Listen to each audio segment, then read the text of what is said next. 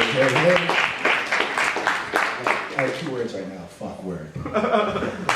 Thank you. You're gonna know why. No. Actually, I enjoy it a lot. But yeah, I sometimes get like a little bit of shit for some of the pants I wear, but it's okay because most of that comes from my parents, and what do they know about being cool anyway?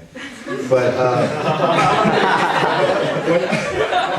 when I bought these, my mom took the initiative to actually sit me down, which was kind of difficult because they were new. And just asked me, Mom, why do you wear them? Are there any benefits? And we have a very close relationship, as some of you may know or may not know.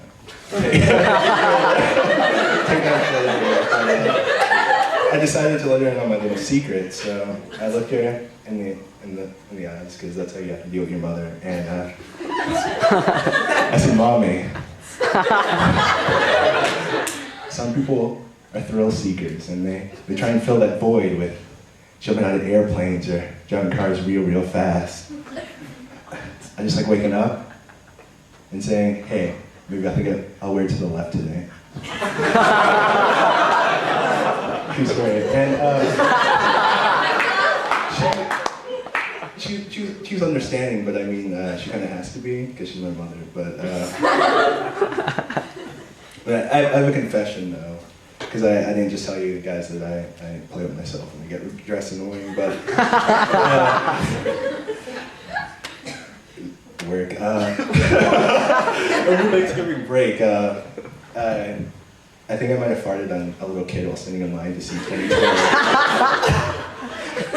Actually, I know I did. But, I'll let you guys figure out which one of those 2 I'm least proud of. I think work helped you out with that one, so that's why I'm saying thank you. But that's not it. I totally left this out, but I was in Times Square. I went to New York for Thanksgiving, and I was among like all the glitz and glamour or whatever, and I just had like I had this growing desire to see the musical Hair, which has this like big revival going on supposedly, and I felt like I didn't really have anybody to share that with. I mean, I don't want you guys to think I like musicals or anything, but Hair just does something to me. But I mean, that sounds bad, but I find musicals are kind of they tend to complicate things. For example, over the summer, I was riding with a couple of friends. Actually, upgraded that. I was riding with some of my bros, and we were. The iPod was on shuffle. I wasn't driving with my iPod, and we had a good groove going, because that's important. And a song from West Side Story came on, and we almost crashed,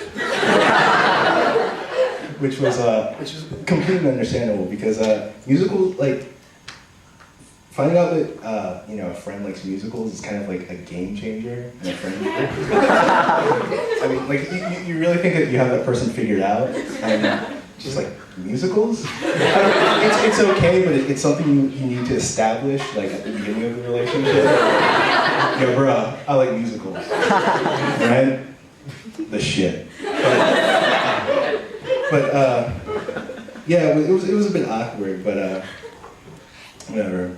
It's like musicals and midget porn. Those are the 2 things. I mean, your friendship can survive, but you gotta put a little work into it. But I'll just talk about midget porn. I'm distracted now. It wasn't even mine. I was the one who had to be the accepting one, but I'll tell you the truth. The real reason why you don't want people to find out I don't want people to find out that I like musicals is because my fragile masculinity. Yeah, I said it. I'm not sure if you guys are familiar with this term. Anybody else? Yeah, whatever. But it was something my mom used to warn me about in between viewings of My Fair Lady in Greece. And now people are gonna really think I like musicals.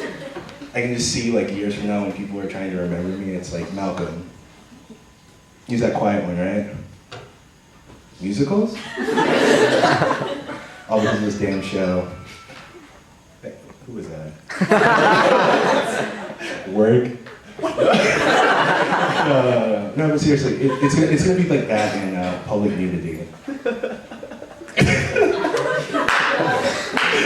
Or knows what I'm talking about. I'm just digging myself a deeper hole. But fortunately, over Thanksgiving break, I was able to pinpoint the origin of this problem of mine. I kind of eaten my way into an immobile state. So I found myself watching Wheel of Fortune with my grandmother. And I can tell you, that's how all fat kids spend their evenings. I know from experience, trust me. But fortunately, the show finished, and it was Thanksgiving, and I don't know what it's called, but the Charlie Brown Thanksgiving special came on, and it starts off with that iconic scene, or some people say iconic, I like to call it emasculating, but where Lucy's holding the football and she convinces Charlie Brown that, you know, she's not going to move it, even though, like, she's done it in the past, but it's Thanksgiving and she's not going to break tradition, and he goes for the kick and he falls flat on his ass. And I know you're probably wondering, you're probably saying like, so what's the big deal? But I mean, growing up, I had like 3 role models, and they were like Charlie Brown, Cowboys in general, and like Batman. So, and Charlie Brown was the one who was like closest to me, so I felt like I could really relate to him. So it really hurt me. And to make matters worse, Lucy, that's her name, right? Lucy, yeah. She wants to play shrink. And for some reason, Charlie Brown can't figure out that the reason why he can't make any progress is because he's taking psychological advice from his tormentor.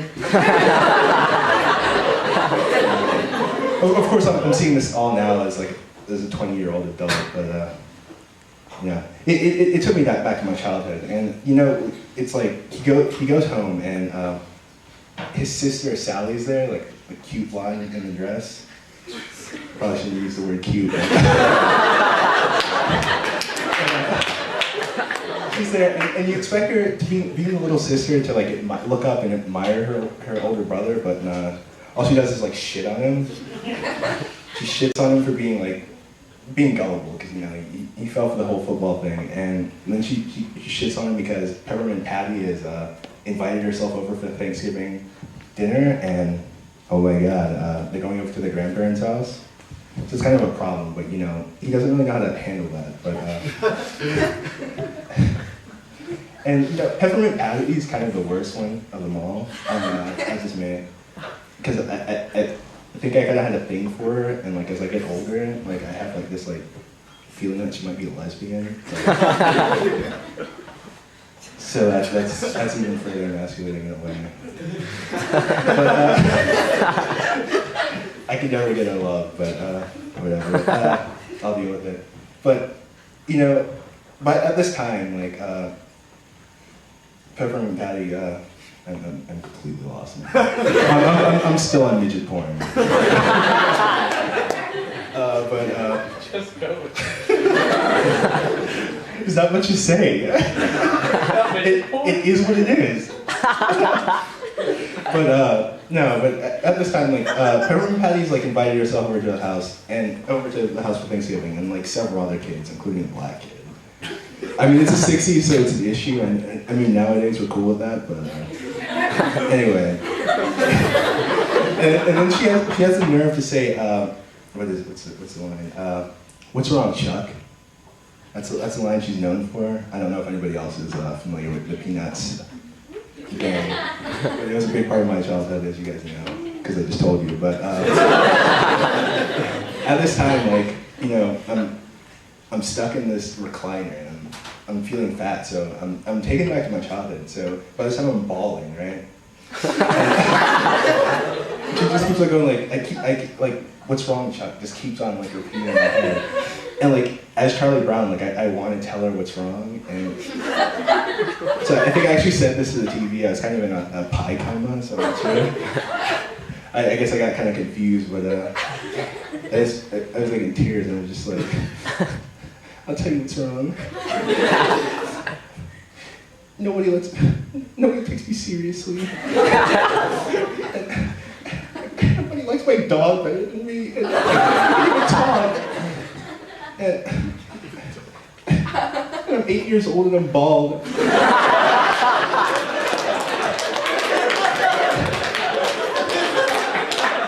Yeah, that's about it. Thank you guys.